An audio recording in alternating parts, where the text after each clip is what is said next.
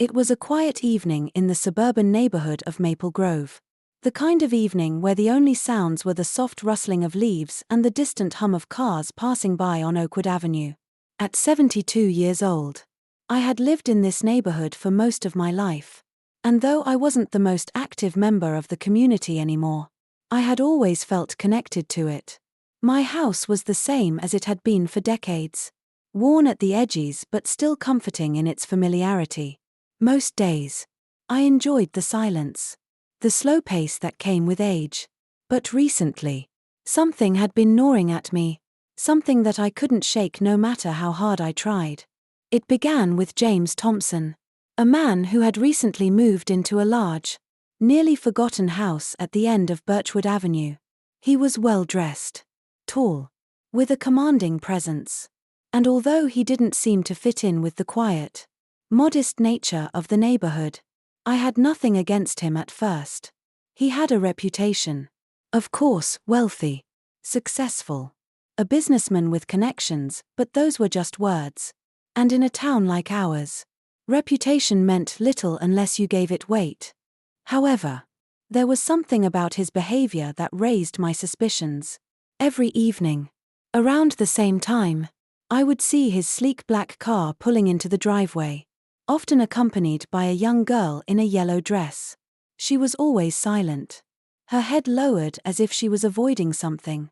I never saw the girl speaking, and that in itself intrigued me. She had the air of someone lost, someone who didn't quite belong to the world around her. I had no proof, no clear indication that anything was wrong, but I couldn't ignore the feeling that lingered deep inside me. At first, I thought perhaps it was just an innocent affair, maybe she was his niece. Or perhaps a relative who had come to stay for a while. But the secrecy, the strange manner in which James interacted with her, unsettled me. He was always careful about what he did when she was around, like he was hiding something. Each time they arrived at the house, he would usher her inside with a sense of urgency. And though I had a clear view of the property from my front window, I never saw either of them venture beyond the walls of that crumbling garage at the back. It wasn't just the strange behavior that concerned me, it was the isolation. I had always been a person who valued community, who believed that the ties between neighbors were what held a place like ours together. Yet, no one else seemed to notice. I would mention it to a few of the people I saw at the local cafe or in the community center, but their responses were dismissive. They would shrug and say, maybe he's just helping her out, or she could be a distant relative. You know, family matters can be odd sometimes. But none of them seemed to feel the same chill that crept over me every time I watched them. And then one evening, it all clicked into place. I was sitting in my armchair by the window, watching the darkening sky and the soft movements of the neighborhood as I often did, when I saw James's car again. This time, however, the girl wasn't wearing her usual yellow dress. She was wearing a faded blue dress. And her face was pale. She didn't hold her head down like usual. But instead, she glanced nervously around as they approached the house. It wasn't just the difference in her clothing that bothered me. It was her eyes. There was something in them, a look of fear. Maybe even desperation. I couldn't stop myself. I stood up, walking to the door, quietly pulling on my coat, and stepped outside onto the porch. I didn't know exactly what I was hoping to find, but I knew I had to see for myself. I walked slowly down the street, keeping to the shadows as I followed their movements, trying to be as inconspicuous as possible. They didn't see me, and I kept a safe distance, my heart racing as I watched them disappear into the dilapidated garage. I could feel the weight of the moment pressing down on me. I didn't know what was happening inside that garage, but I felt deep in my gut that whatever it wasn't good. And then the thought struck me, what if she was in trouble? What if this girl, this innocent young girl, was being kept there against her will? The feeling of dread that followed was almost suffocating. I hurried back to my house, my mind swirling with questions. But when I tried to tell myself I was overreacting, I couldn't quiet the nagging feeling. The thought of that girl, alone and fearful. Gnawed at me. I had seen too many things in my life to ignore it, too many stories of people slipping through the cracks of society. Forgotten or overlooked until it was too late. I had lived a long life. One filled with quiet joys and long years of solitude since my husband passed. But in that moment, something inside me stirred, something that had lain dormant for years. The desire to protect. To care for someone who had no one else to turn to. It was strange. Yet undeniable. So, I made a decision. I would find out the truth. Whatever it took. I couldn't shake the feeling that this girl needed help. And I couldn't live with myself if I didn't at least try. It was an odd sense of responsibility. Like a forgotten instinct reawakening in me. As the evening drew to a close and the streets of Maple Grove fell silent once more, I sat in my living room, staring out the window into the darkened street. I had no clear plan. No idea how I would uncover the truth. But one thing was certain, I couldn't ignore what I had seen. Whatever lay hidden in that garage, I would uncover it. No matter the cost. The next few days were a blur of confusion and frustration. I kept going over what I had seen. That lingering look in the girl's eyes. The subtle change in her appearance.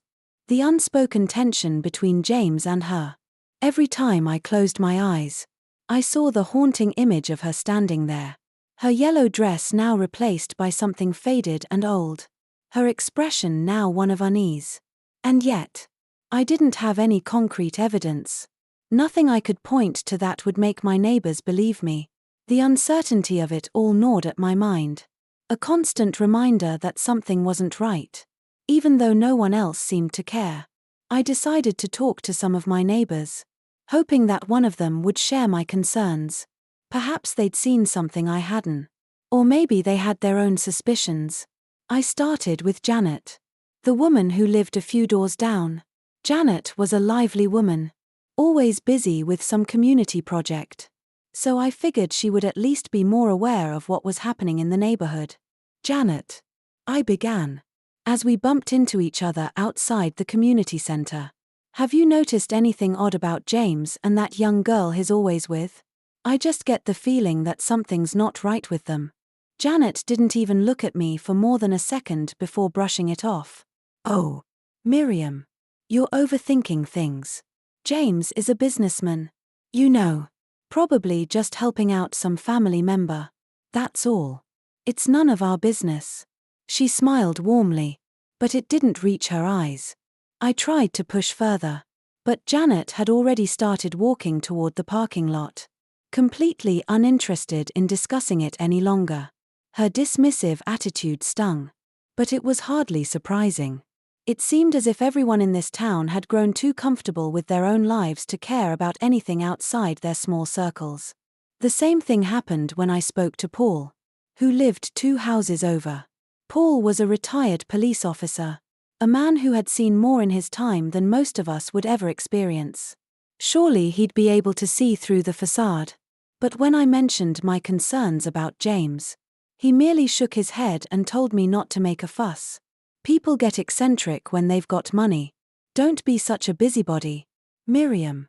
And so, one after another, the neighbors I spoke to dismissed me, some with politeness, others with barely concealed annoyance. I could feel their eyes glazing over, their minds already on something else. It was like I had suddenly become an outsider in a place I had lived in for most of my life. The isolation that followed was almost immediate. I could feel the distance growing between me and the people I had once called friends. They avoided me at the grocery store, gave me nervous smiles when they passed by on the sidewalk. The whispers started too. I wasn't deaf to the way the others spoke about me behind my back. Oh, poor Miriam. She's getting up there in age. You know they'd say. Or, she's a bit paranoid these days. The thought of them dismissing my genuine concerns for the safety of that girl made my blood boil. But I bit my tongue, unwilling to give them the satisfaction of knowing how much it hurt. I couldn't help but feel betrayed by the community that I had always supported. Where were they when someone needed help? What was I supposed to do when the people I trusted most simply turned their backs on me? The loneliness I had felt since my husband's passing became even more pronounced. I had spent years learning how to enjoy my own company. But this was different. It was a cold, deep isolation, one that made me feel like I no longer belonged anywhere. I was no longer a part of the community. Not really. I had become the outsider. The one who was too concerned with things that didn't matter. The one who saw threats where there were none. But I couldn't stop. The image of Lily, standing so small and scared, haunted me day and night. I wasn't going to let her slip through the cracks just because the rest of the world had forgotten how to care. I had to do something. Even if it meant doing it alone. I resolved to keep watch. To observe James and Lily closely. If no one else cared, I would take matters into my own hands. I didn't know what I would find. But I was determined to uncover the truth. There had to be more to this story. Something that no one was willing to see. As the days passed, my solitude only deepened. But so did my resolve. I wasn't sure what would happen next. But one thing was clear, I wouldn't stop until I knew the truth about James and the girl who had come to mean so much to me. Even though I had never spoken to her. Something was wrong. And I couldn't rest until I knew what. Days turned into weeks. And still, my suspicions only deepened. I watched James and Lily with the same growing anxiety each night as they returned to that dilapidated garage. It became an unsettling routine, James's sleek black car pulling into the cracked driveway. The sound of the door creaking open as they disappeared behind its walls, leaving no trace of their presence except for the eerie silence that followed. It was as if they vanished from the world, slipping into their own secret existence. One that seemed darker and more mysterious with each passing day. I knew the garage well. It had been there long before I moved into this neighborhood. A forgotten relic from years ago. Its wooden frame sagged under the weight of time. Its windows boarded up.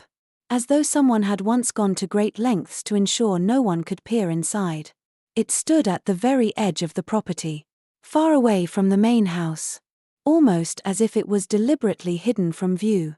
And yet, it was here, in that decaying structure, that James and Lily spent so much of their time. I started to notice things I hadn't before, small but significant details that seemed to speak volumes. James, who once appeared so well put together, now looked unkempt, his suit wrinkled and his hair disheveled as if he hadn't slept in days. Lily, too, seemed to change. Her clothes, once bright and cheerful, were now faded and ill-fitting, as though she had no one to care for her. And then there was her demeanor. The girl who had once appeared shy and distant was now visibly withdrawn, her gaze often distant and vacant as she clung to the edges of James's presence like a child lost in a storm. One evening, as I sat at my window, watching them yet again, something else caught my eye. A shadow, just beyond the reach of the street lamp, crept along the edge of the garage. I squinted, unsure of what I was seeing. But then it became clear, a man, tall and broad-shouldered, stepping from the shadows, walking toward the garage with an air of authority. This was no ordinary visitor. His movements were deliberate, his manner confident, as if he knew exactly what he was doing. I had seen him before, a few times, when I had ventured out to do my own investigation. He was the kind of man who walked with power, with purpose. And when I had seen him, he was always in the company of James, discussing something in hushed tones that I could never hear clearly. But now, standing just outside that mysterious garage, he seemed to be waiting for something, waiting for James, perhaps, or for someone else. My heart skipped a beat. The presence of this man was unsettling, like an ominous shadow that stretched too far. I knew then that something was very wrong. This wasn't just about James and Lily anymore. It was about something larger, something far more dangerous. The strange behavior, the secrecy, the hidden meetings, it was all beginning to feel like a carefully constructed facade. And behind that facade lay something dark and unknown. I couldn't sit idly by any longer. I had to find out what was going on. What kind of danger was lurking in that garage? and why James was so determined to keep it all hidden.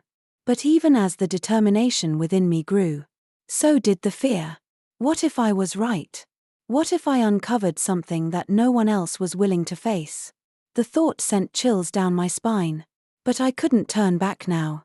I started following James more closely, tracking his movements around town.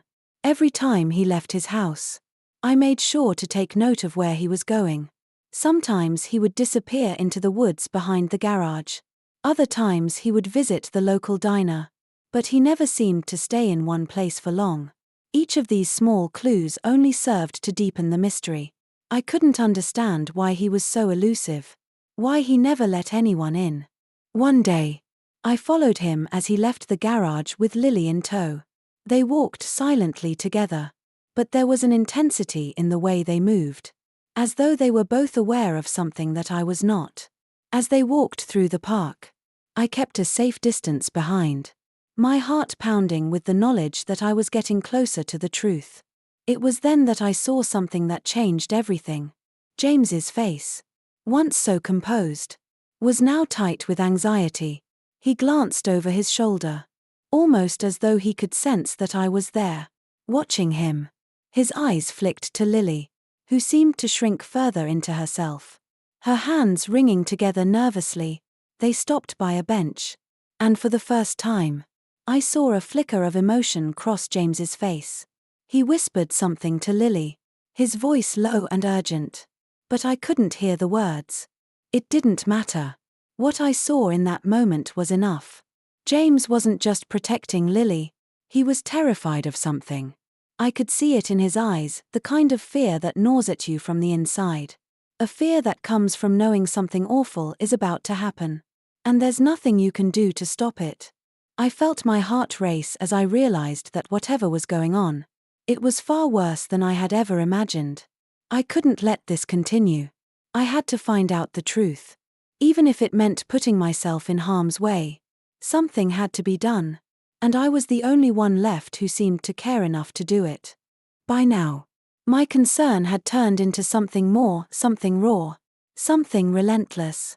Each day that passed, each new detail I uncovered, only deepened the pit in my stomach. I couldn't shake the feeling that something truly sinister was taking place right under our noses. And I was the only one willing to acknowledge it. The more I observed James and Lily, the more I began to connect the dots in a way that terrified me. At first, I had merely been worried about Lily, the small, quiet girl who seemed so out of place in that strange relationship with James. But now, I was beginning to see the broader picture. And it wasn't just about her. It was about James too, about how the man who once seemed so confident, so collected, had become something different. Something broken. I had heard whispers around the neighborhood. Of course, people talking behind closed doors, speculating about James's past, his wealth, his business dealings. They all seemed to have an opinion on him. Yet none of them saw what I did. None of them saw the nervous, haunted look in his eyes when he thought no one was watching. None of them noticed the way he moved. As though he was constantly on edge. As though he feared someone was just around the corner. It was like he was living in a constant state of tension. As if he had something to hide. And then there was Lily. Poor Lily. Her appearance had continued to deteriorate. And I could see it in her face, the confusion. The sadness. The loss of innocence. She was no longer the vibrant girl who had once worn that yellow dress with such brightness. She had become someone else entirely. Someone who appeared far older than her years. It broke my heart to see her this way. And yet I knew deep down that I had to keep going. I had to find out what was happening to her. I remembered a conversation I had overheard at the community center a few days earlier. Two women were talking about a case they'd read in the paper, a child trafficking ring that had been busted in another town nearby. The thought had lingered in my mind ever since. What if that was what was going on here? What if James was somehow involved in something illegal? Something far worse than I had imagined? The more I thought about it, the more I became convinced that this was the case. But still, there was a part of me that hesitated. A part of me that didn't want to believe it. I had known James for years. Or at least I thought I had. I had seen him in the community, at church, at the market, always polite, always friendly. How could he have been involved in something so dark? How could someone who had been a part of this neighborhood for so long have hidden such a secret? And yet, the evidence was mounting. His erratic behavior, the secrecy, the strange visitors, the way Lily had become more withdrawn, it all pointed to something deeply troubling. I couldn't ignore it any longer. Something had to be done. As I walked through the neighborhood one afternoon, my mind racing with these thoughts, I couldn't help but notice how quiet everything seemed. The other residents were going about their business. But there was an eerie stillness in the air, as though the whole town was holding its breath. And for a brief moment, I felt utterly alone. No one seemed to see what I saw. No one else seemed to care. It was in that moment of isolation that I realized something. I couldn't rely on anyone else to fix this. I had to take matters into my own hands. I had to find out the truth, no matter the cost. The weight of my decision settled on me like a heavy burden. But it was a burden I knew I had to bear. For Lily. For James. And for myself. I made up my mind then. I would confront James. I would go to that garage, knock on the door, and demand answers. I wasn't sure what I would find. But I couldn't wait any longer. The truth was waiting for me, and I could no longer stand in the shadows. The time had come to face whatever darkness lurked behind that door. Little did I know, that decision would change everything. The decision to confront James lingered in my mind for days. But the moment never seemed right. My feet hesitated at the threshold of the truth, reluctant to take the final step that might shatter everything I thought I knew. So, instead of knocking on his door, I chose to watch from a distance, keeping an even closer eye on his movements. If I couldn't face him directly yet, I could at least gather more evidence, piece together his story in the quiet of my own observation. Every night, after dusk fell over our sleepy neighborhood, I would take my position near the window, peering through the curtains, heart racing, waiting for the familiar sleek black car to glide down the street. When it did, my stomach would tighten, and I would hold my breath as it pulled into the driveway of the rundown garage at the end of Maple Street. There was something unnerving about their nightly ritual. The way they both disappeared behind that garage, a place that felt more like a tomb than a storage space. James's car would park, and Lily would climb out, her small frame dwarfed by the building's looming shadow. Their behavior was always shrouded in mystery. But tonight, something felt different. James didn't seem his usual self. There was a tension in his movements, a palpable anxiety in the way he rushed to open the garage door. And Lily, usually so quiet, seemed on edge too, glancing around nervously as if she feared being watched. I couldn't shake the feeling that they were waiting for someone. And soon enough, my instincts were proven right. A man appeared from the alleyway behind the garage, tall and imposing. He was dressed sharply in a suit. But there was something about him that made the hairs on the back of my neck stand up. He was no ordinary visitor. His eyes scanned the street with a sharpness that told me he was used to moving in secrecy. His gaze lingered briefly on the house next door before he approached James and Lily with a sense of purpose. I watched, barely able to breathe, as the two men exchanged words in hushed tones. James appeared to be anxious. But there was also a sense of respect in the way he greeted this man, almost as though he was trying to please him. The conversation wasn't long, but it was enough to make my pulse race. James had a debt. I was sure of it.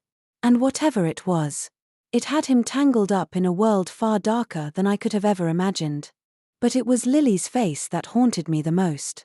As she stood there, silently observing the exchange, her expression was unreadable. Was she afraid of this man? Was she afraid of James too? There were so many questions swirling in my mind, each one more terrifying than the last. But one thing was clear, Lily was caught in something she didn't understand. Something that was beyond her control. The stranger left as quickly as he had appeared, slipping into the night like a shadow. James closed the garage door behind him, and the two of them disappeared inside. But I didn't leave my post. I couldn't. Not yet. I had to know more. The next day, I went to the local library, combing through newspapers and old records in search of any connection between James and this powerful man who had visited him. I found nothing substantial, just rumors and whispers. Half-formed accounts of businesses gone wrong and debts left unpaid. But nothing that connected the dots. What disturbed me most was the gnawing sense of helplessness that began to take root in my heart. No one else seemed to see what I saw. No one else seemed to care. Everyone went about their daily lives, while James and Lily's world grew darker and more dangerous. I couldn't stop now. I had to keep going. But with each piece of information, I felt myself spiraling deeper into a world that didn't make sense. What was I uncovering? What was I getting myself into? Was I just another old woman with too much time on her hands? Or was there something truly sinister happening right under my nose? One thing was certain, I wasn't going to let Lily suffer in silence. Even if I was the only one who cared enough to fight for her, I would keep pushing. No matter what. The truth was out there, and I would find it. It was a cool evening when I decided I could no longer remain in the shadows, peering through windows and hiding behind closed doors. The weight of what I had discovered, the mounting evidence of something dark and terrible, had become too much to bear. I had seen enough now. It was time to confront James directly. The neighborhood seemed quieter than usual that evening. The streets were empty, save for the occasional flicker of a light in the distance. The perfect night, I told myself, to finally get some answers. My heart was pounding in my chest as I walked towards the garage at the end of Maple Street. Each step felt heavier than the last. I had spent so long observing from afar, but now I was stepping into the unknown, risking everything to uncover the truth. As I approached the familiar stretch of road, I could see James's black car parked in front of the garage, the engine off, the air thick with tension. I stopped a few yards away, taking in the sight of it.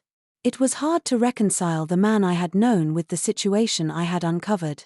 I had always thought of James as the confident businessman, the man who had built his fortune from the ground up, whose presence at community events was met with respect.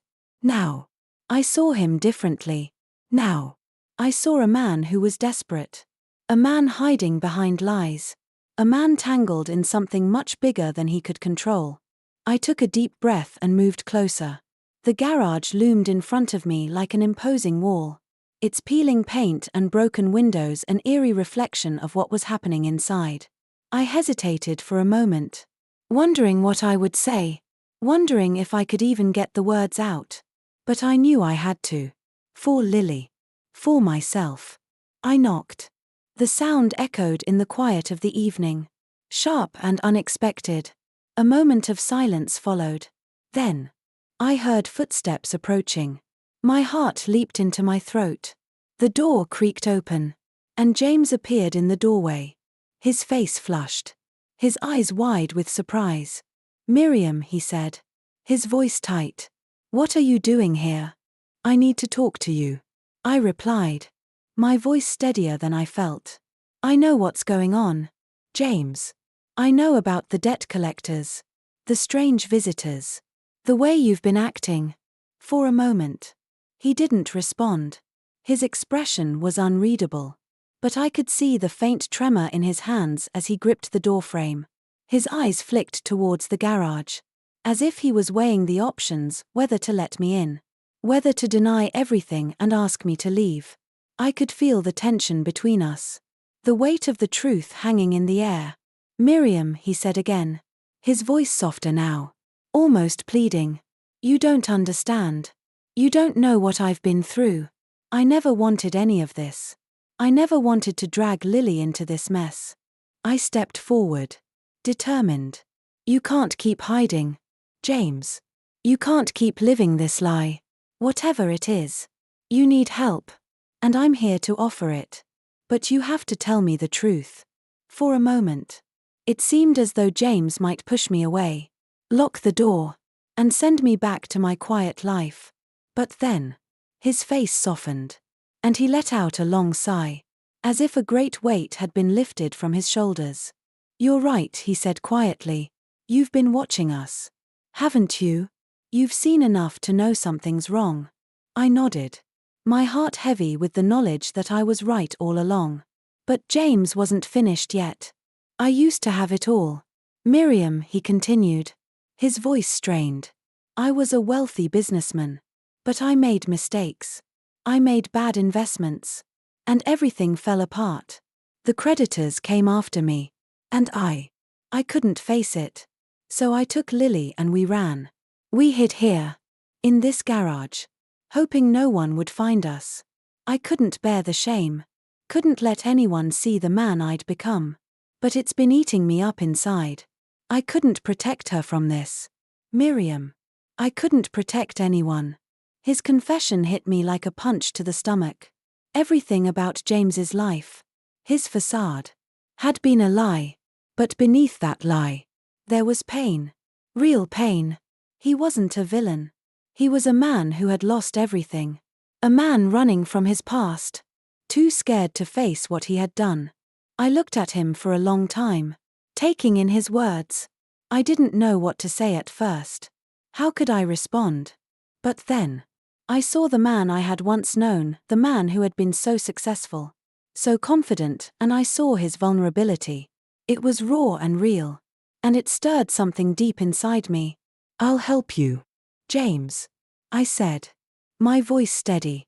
"But you have to stop running. You have to face what's happened and make it right. We can do this together."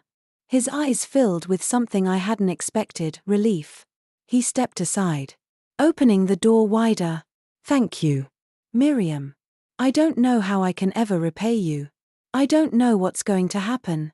But I'll do my best to make things right." And just like that, the first step towards redemption had been taken. It wasn't going to be easy, and there was a long road ahead of us. But one thing was certain, we weren't facing it alone anymore. The conversation with James lingered in my mind, his confession echoing in the quiet corners of my thoughts. I had always believed that the truth could set things right, that uncovering the hidden secrets of the world around us was the path to justice. But now that I knew the truth, I felt the weight of it, as if the world had tilted on its axis, leaving me suspended between the familiar and the unknown. James's words had been a revelation, but they were only part of the story. I knew that there was more, something still hiding in the shadows. And it wasn't just about James and Lily anymore, it was about something far bigger. Something that I couldn't yet understand. The more I thought about it, the more certain I became that there were forces at play here that were beyond my comprehension. The visitors, the debts, the secrecy. It wasn't just about a man running from his past. It was about a system, a trap, that had caught him. And by extension, Lily. In the days that followed, I found myself watching him more closely than ever. He was still the same James the first had known. But there was something different about him now. He was more withdrawn, more haunted, as if the weight of his own secrets was slowly suffocating him. I could see the anxiety in his eyes, the way his shoulders hunched when he moved, the tightness in his jaw when he spoke. And Lily, she was changing too. Gone was the bright, carefree child who had once played in the neighborhood park. Now, she seemed more distant, more withdrawn, as if she too carried some burden that she couldn't escape. One evening, as I sat in my living room, staring out the window at the familiar street, I saw something that made my heart skip a beat. James was walking down the road, looking hurried and nervous. But it wasn't just him, there was someone else with him. A tall, well-dressed man. Someone I had never seen before. They were speaking in low voices, their conversation barely audible from where I sat today. But the body language between them was telling. The man was imposing, his posture rigid. And there was something about the way he looked at James that made my blood run cold. It didn't take long for me to realize who this man was. He was one of the visitors who had appeared at the garage that night, the same man whose presence had filled me with dread. The same man whose cold gaze had made me wonder just what kind of world James had gotten himself into. This wasn't just a businessman caught in a financial mess. This was something far darker. Something dangerous. I couldn't sit back and watch anymore. I had to know what was going on. I had to get to the bottom of this. For my own peace of mind and for Lily's safety. That night, I followed them. It was a risk. I knew that. But I had no choice. I had to understand what was happening. What this man was doing with James. As I walked a few paces behind them, my heart pounded in my chest. Each step feeling like an eternity. They stopped at a small, inconspicuous building at the edge of town, a building I had never noticed before. It was old, run down, and nondescript. But there was something about it that made my skin crawl. The man and James exchanged a few more words before the man entered the building. James stood outside for a moment, his back to me, his hands trembling as he fumbled with a cigarette. I stayed hidden in the shadows, my breath shallow, my mind racing. I didn't know what to do. Should I confront him again? Should I go inside and demand answers? But something told me that this wasn't the place for confrontation. It wasn't just James who was caught in this web, it was everyone involved. Including me. I watched as James finally made his way into the building, disappearing into the darkness. I stood there for what felt like hours. My mind filled with questions that had no easy answers. What was this place? What did the man want with James? And most importantly, what had Lily gotten herself tangled up in? I couldn't answer any of those questions yet. But I knew one thing for certain, I couldn't stop now. Whatever James's past had been, whatever it had cost him, I was in this with him. And Lily too. This wasn't just a matter of debt and lies, it was about protection. About ensuring that they both had a chance to escape whatever had been haunting them. I turned to leave. But as I walked back down the street, I couldn't shake the feeling that I had just uncovered the tip of an iceberg. And what lay beneath that surface was something I was not yet ready to face. The days after I had followed James and the mysterious man to the old building were a blur. My thoughts swirled with questions. And every new detail only seemed to deepen the mystery. I couldn't shake the feeling that I was only scratching the surface of something much darker. Something that I might not be ready to face. I had spent so many years living in the peace of my suburban neighborhood, where the biggest concern was whether the grass was cut or the trash was collected on time. But now, I was thrust into a world I didn't understand. A world of secrets, lies, and shadows. I had tried to act normal in the days that followed, greeting my neighbors, going to the store, and attending my weekly book club meetings. But all the while, my mind was consumed by what I had seen and heard. Every encounter with James felt charged, heavy with the unspoken things we both knew but had yet to say. I could see it in his eyes, the guilt, the burden, the exhaustion of carrying a truth too big to share. One evening, after a long day, I found myself standing outside my house, gazing up at the stars, trying to make sense of it all. The cool breeze brushed my face. And for a moment, it felt like the world was silent, as though holding its breath. That's when James appeared in the distance, walking slowly down Maple Street, his shoulders slumped, his footsteps dragging. Something in me stirred, and I knew this was the moment. I couldn't wait any longer for him to come to me. It was time for the truth to be laid bare, for all the questions to be answered. I crossed the street and met him halfway, my heart racing, my palms sweating despite the cool evening. "Miriam," he said, his voice tired, but there was a strange vulnerability in it. "What are you doing out here?" "I think you know why I'm here, James," I replied, my voice steady despite the nervous flutter in my chest. "I can't keep wondering what's going on. I need to know what's happened. What you're hiding." James hesitated, his eyes flicking towards the empty road, as if searching for an escape. But there was none. He was cornered. And he knew it. He sighed deeply. looking down at his shoes before finally meeting my gaze. "I can't keep running. Can I?" he muttered. Almost to himself. "I've been hiding for so long." He paused, as if gathering the strength to speak the words that had been choking him for years. I waited, my heart aching for him, knowing that this was a man who had been carrying a weight so heavy. He had nearly crumbled beneath it. "I used to have it all, Miriam.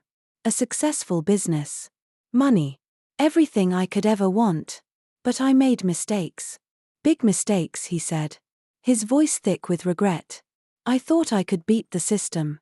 Thought I could make it all back. But the investors pulled out. The banks came for their money. And I lost everything. I couldn't face losing it all. The shame. The failure, it broke me." I felt a pang of sympathy for him. But I couldn't let that cloud my need to understand the full truth. "And Lily?" I asked, my voice softer now. "What's her role in all of this?" James swallowed hard. His eyes clouded with pain. And for the first time, I saw the full depth of his sorrow. I couldn't let her go. I couldn't let anyone know what had happened. I didn't want her to grow up with that shame hanging over her. So, I took her. And we ran. We found this old garage. Far from anyone who might recognize me. We lived there. Hiding from the world. His voice cracked as he continued. I didn't want her to see me like this. I didn't want her to know the truth. I was ashamed. I thought it was safer for her that way. I could hear the raw emotion in his voice. The desperation. The self-loathing. I reached out and placed a hand on his arm, offering whatever comfort I could in that moment. "You did what you thought was best," I said softly. "But you're not alone. James. You don't have to keep hiding." He looked at me, his face a mixture of disbelief and hope. "But the creditors. The people I owe, they'll never let us go. They'll come for Lily too. I can't protect her." I could see the fear in his eyes. The terror of knowing that his past was going to catch up with him, no matter how far he ran. But something in me shifted. I knew there was a way out of this. It wouldn't be easy, and it wouldn't happen overnight. But I could help him. I could help them both. "We'll figure it out," I said, my voice resolute. "I don't know how yet. But we will. I'll help you, James. We'll make things right." James's expression softened. And for the first time since I'd met him, I saw a glimmer of relief in his eyes. "Thank you, Miriam. I don't deserve your help. But, thank you." And in that moment, I realized that the road ahead was going to be long and difficult. But at least, for the first time in a long time, I didn't feel like I was walking it alone. We were going to face the truth, no matter how ugly it might be, and we were going to face it together. It's strange, isn't it? How life can turn on a dime. One moment, everything seems as it should be, predictable, safe, and familiar. The next, you find yourself standing at the edge of something new, something unexpected. And it's all because of a single act of kindness. A single decision to offer help when everything inside you tells you to walk away. That was how I felt as James and Lily began their new lives with me. It wasn't a perfect transition. And it certainly wasn't easy. The first few weeks were fraught with tension, awkward silences, and the kind of quiet desperation that comes when two people are trying to rebuild something that had been shattered beyond recognition. But despite the challenges, something beautiful started to take shape, a new kind of family. One built on the understanding that healing takes time and that compassion is sometimes the only glue that holds us together. James started looking for work immediately. He had skills. But those skills were tied to the business world he'd once known, an industry that now felt like a distant memory. The jobs he found were modest, menial. But he worked tirelessly. His hands always dirty from long hours at the local hardware store or doing odd jobs around town. He didn't complain.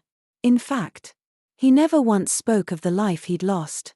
Except for that one night. That single moment of confession. He simply threw himself into the work and, I think, into the hope that this new life would somehow redeem him. Lily, too, was struggling. The school she attended was different from the one she'd left behind, and she found it hard to adjust. She had always been a shy, quiet girl, but now it seemed that the weight of her father's past had made her withdraw even further into herself. She'd sit in her room for hours, drawing pictures of places she'd never been or writing down stories that felt like little glimpses of the world she dreamed of. I couldn't help but feel a deep sadness for her. She had been forced to grow up too quickly, to see things that no child should ever have to witness. But despite everything, she still had a spark within her, a resilience that reminded me so much of myself when I was younger. At night, when the world had gone to sleep, I would often find James sitting at the kitchen table, staring out the window, lost in thought. He was always there, his brow furrowed in concentration, as if he was trying to solve some impossible puzzle. It wasn't until much later that I realized he was simply thinking about how to make things right, how to build a future for Lily and himself that didn't involve fear and shame. And then there were the little moments, the smiles that crept up on us, the quiet conversations where we'd share something real, something that wasn't wrapped in guilt or regret. These moments were few and far between at first, but over time, they began to happen more often. We started to trust each other, to believe that we were all worth something, despite our pasts, despite the mistakes we had made. One evening, after dinner, Lily came up to me as I was washing the dishes. She had a hesitant look on her face, her small hands clutching a crumpled piece of paper. "Miriam," she said, her voice soft, "I drew something for you." I dried my hands and turned to face her. She held out the paper, and as I took it from her, I saw the drawing. It was of a house, a simple, cozy home, surrounded by trees and flowers.